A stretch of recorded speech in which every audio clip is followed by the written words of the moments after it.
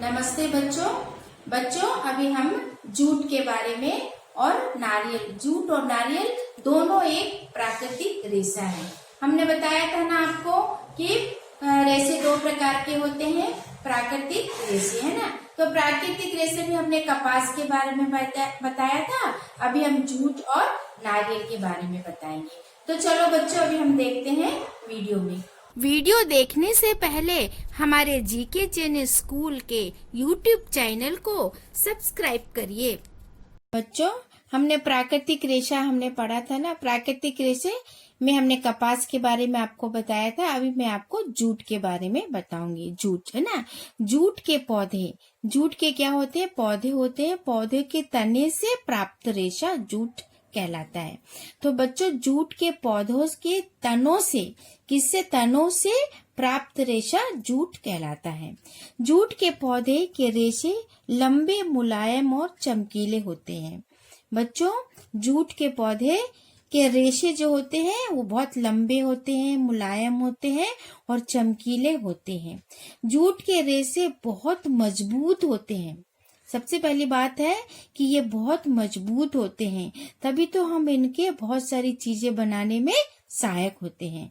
उनके सुनहरे रंग, उनका रंग गोल्डन रंग, सुनहरे यानी गोल्डन रंग, और मूल्य के अनुसार विभिन्न प्रकारों में बांटा गया है। बच्चों जूट के तनों को कैसे बनाते हैं हम, जूट के तनों से कैसे हम बनाते हैं ना, जूट के तनों को पानी में भिगोकर हाथों से अलग कर उन्हें सुखाया जाता है ना। उसके बाद इन्हें जूट के धागे में बदला जाता है और कपास के धागे जैसे बनते। बच्चों आइए देखो, चित्र में आप देख रहे हो ना, ये जूट का पौधा है ना। तो जूट भी एक रेशा है।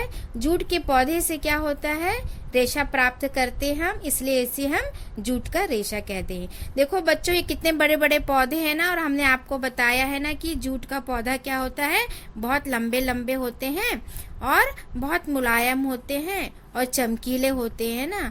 तो ये पौधों के तना वाला भाग है। आपने पढ़ा होगा ना, ये जो लंबी सी डंडी दिख रही है ना, ये पौधे का तना भाग है। तो जूट में पौधे के तने भाग में से क्या करते हैं, रेशे निकालते हैं। उसे क्या करते हैं बाद में, इसमें देखो ये एक पानी में पूरे तने को क्या कर रहे हैं, भिगोकर फिर निकाल के सुखा रहे हैं।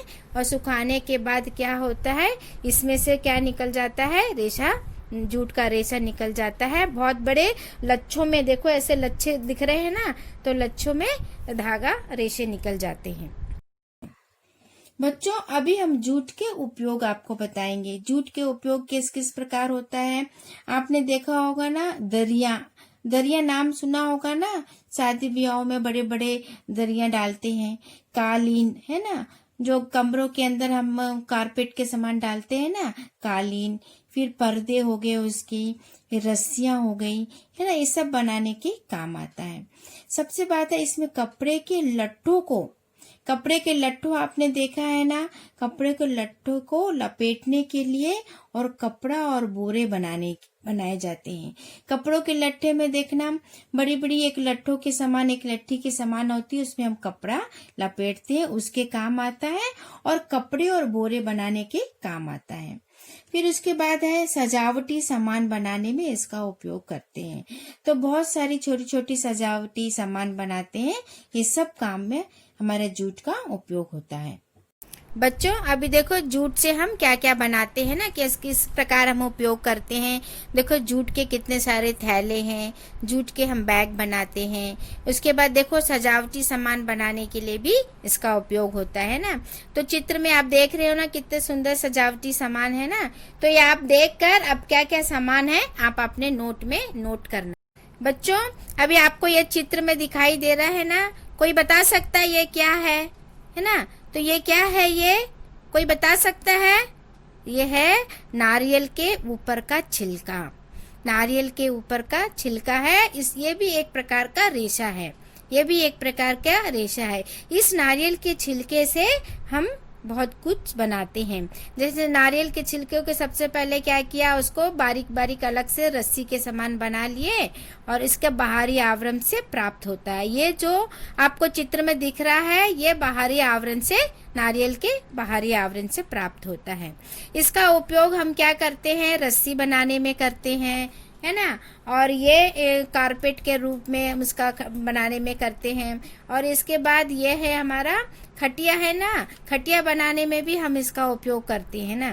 तो ये हमें किससे मिलता है, नारियल के जटे से मिलता है। और ये नारियल का रस्सी बनाने के में उपयोग में करते हैं। बच्चों, हमने आपको बताया था कि रेशे दो प्रकार के होते हैं ना, प्राकृतिक रेशे। तो हमने प्राकृतिक रेशे का भी अध्ययन कर लिया। प्राकृतिक रेशे में हमने किस किस का अध्ययन किया है, कपास का किया है और जूट का किया है और नारियल का, है ना, नारियल की रेशा है। अब हम करेंगे कृत्रिम रेशा। कृत्रिम रेशे को हम बोलते हैं संश्लेषित रेशे भी कहते हैं। तो बच्चों, ये मानव द्वारा निर्मित रेशे हैं, इसको मानव द्वारा निर्मित रेशे कहते हैं। तो आइए अब हम देखते हैं वीडियो में कृत्रिम रेशे हम कैसे प्राप्त करते हैं। कृत्रिम रेशे बच्चों, अभी दूसरा हमारा क्या है, कृत्रिम रेशे। ये क्या है, मानव द्वारा रासायनिक विधि से बनाए गए रेशे को कृत्रिम रेशे कहते हैं ना। तो मानव जो प्राकृतिक से हमें जो मिलता है, प्राकृतिक से हमें कपास और जूट मिला, लेकिन अभी कृत्रिम रेशे क्या हुआ, मानव द्वारा रासायनिक विधि से बनाए गए रेशे को कृत्रिम रेशे कहते हैं। इन्हें हम संश्लेषित रेशे भी कहते हैं। इन्हें हम संश्लेषित रेशे भी कहते हैं। ये रेशे कोल यानी कोयला, पेट्रोलियम और प्राकृतिक गैस से मिलते हैं। हमको ये किससे मिलते हैं बच्चों, ये रेशे हमको कोयला, पेट्रोलियम और प्राकृतिक गैसों से मिलते हैं। एग्जाम्पल, उदाहरण के लिए, जैसे मान लो संश्लेषित रेशे हो गए, इसके क्या स्रोत है ना। तो रेयॉन किसका इसका स्रोत क्या है, लकड़ी का गूदा। रेयॉन का क्या स्रोत है, लकड़ी का गूदा। फिर नायलॉन क्या है, नायलॉन का क्या स्रोत है, रेशम और ऊन। नायलॉन में क्या आता है, रेशम और ऊन। इसके बाद है पॉलिस्टर। पॉलिस्टर के अंदर क्या आता है, पेट्रोलियम उत्पाद। तो बच्चों, संश्लेषित रेशे के स्रोत क्या है, रेयॉन, है ना। रेयॉन का क्या है स्रोत, लकड़ी का गूदा। नायलॉन का क्या है, रेशम और ऊन। पॉलिस्टर का पेट्रोलियम उत्पाद।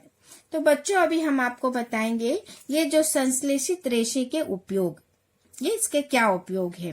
तो रेयॉन यानी एक वस्त्र है। ये रेयॉन रस्सी, कपड़े, टोपी, कारपेट आदि बनाने के काम आता है।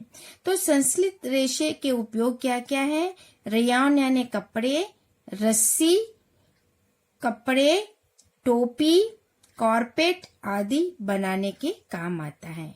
तो अब इसका क्या गुण क्या है, नायलॉन का क्या गुण है, ये प्रलप और मजबूत है। क्या है ये, प्रलप और मजबूत है, चमकीला, हल्का है, आसानी से साफ हो जाता है। तो इस जब आसानी से साफ हो जाता है तो कपड़े निर्माण में किया जाता है। कपड़ा निर्माण यानी कपड़े बनाने में किया जाता है। क्यों किया जाता है कपड़े निर्माण, क्योंकि ये हल्का और मजबूत होता है। हमने पहले भी आपको बताया कि नायलॉन का गुण क्या होता है, प्रलप, मजबूत यानी प्रलप और मजबूत होता है, इसलिए कपड़े निर्माण में किया जाता है क्योंकि ये हल्का और मजबूत होता है। बच्चों, अभी आपने नायलॉन का गुण देखा, अब उसका उपयोग देखेंगे, है ना। तो उपयोग में क्या है, कपड़े बनाने में मजबूत रेशा है। ये कपड़े बनाने में मजबूत रेशा होने के कारण इसमें कपड़े हम बनाते हैं। अभी आप लोगों को मालूम है, पैराशूट आपने देखा है बनाने में, किस किस ने पैराशूट देखा है ऊपर से, तो ये हमारे नायलॉन से ही पैराशूट तैयार होता है। इसके बाद आपने देखा होगा चट्टानों पे बड़ी बड़ी रस्सियां होती है ना, तो कैसे चट्टानों पे रस्सियों से पकड़ के चढ़ते हैं, तो उसमें भी हमारा नायलॉन का उपयोग होता है। फिर आप बच्चों, आपने देखा होगा हमारे दैनिक जीवन के उपयोग में लाने में, दैनिक जीवन यानी हमारे जीवन में जो हम रोज उपयोग करते हैं, जैसे ब्रश हो गया, है ना। आप दांतों को किससे साफ करते, ब्रश हो गया, पर्दे हो गए, है ना। फिर जो मिलिट्री में सब तंबू में जो रहते हैं ना, वे सब में नायलॉन के बड़े बड़े मजबूत होने के कारण वो रेशा हम उपयोग में करते हैं। फिर है उसके बाद मछली पकड़ने का जाल। आपने देखा होगा मछली पकड़ने का जाल, आपने सभी ने देखा होगा। तो वो भी क्या है, मजबूत होने के कारण, इस रेशा मजबूत होने के कारण मछली पकड़ने का जाल। फिर रस्सी, है ना, बड़ी बड़ी रस्सियां होती हैं। तो बच्चों आपको ये इसका उपयोग समझ में आ गया। नायलॉन का उपयोग अब तो पैराशूट बनाने में, चट्टान पर चढ़ने के लिए, दैनिक जीवन में उपयोग में लाए जाने वाले ब्रश के लिए, पर्दों के लिए आदि के लिए करते हैं। इसके बाद है पॉलिस्टर। अभी नेक्स्ट हमारा क्या है, पॉलिस्टर, है ना। तो कपड़े यानी वस्त्र बनाने में पानी की नली, तार बनाने के काम आता है। तो बच्चों कपड़े, वस्त्र बनाने में पानी की नली और तार बनाने के काम आता है। एक्रिलिक स्वेटर, इसमें एक्रिलिक स्वेटर में शॉल और कंबल बनाने के काम आता है। तो बच्चों आप लोगों ने देखा होगा ना, स्वेटर बनते हैं, शॉल बनते हैं, कंबल बनते हैं ना, ये सब किसके द्वारा है, एक्रिलिक के द्वारा बनते हैं।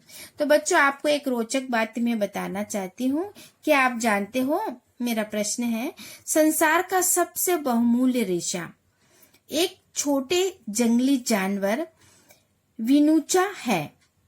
यह ऊंट की जाति का जानवर है। बच्चों ये हमारी एक रोचक बात है, संसार का सबसे बहुमूल्य रेशा। अगर प्रश्न आया संसार का सबसे बहुमूल्य रेशा कौन सा है, विनूचा है। ये कौन है, ये जंगली जानवर है। इसकी जाति क्या है, ऊंट की जाति है। तो अगर इसके बारे में अगर 2 लाइन लिखने के लिए कहा तो आप आराम से लिखना, संसार का विनूचा के बारे में लिखना। अगर आया टिप्पणी लिखो तो ये संसार का सबसे बहुमूल्य रेशा है, एक छोटे जंगली जानवर विनूचा है, ये ऊंट की जाति का जानवर है। अभी हमने आपको बताया ना कि आप जानते हो करके।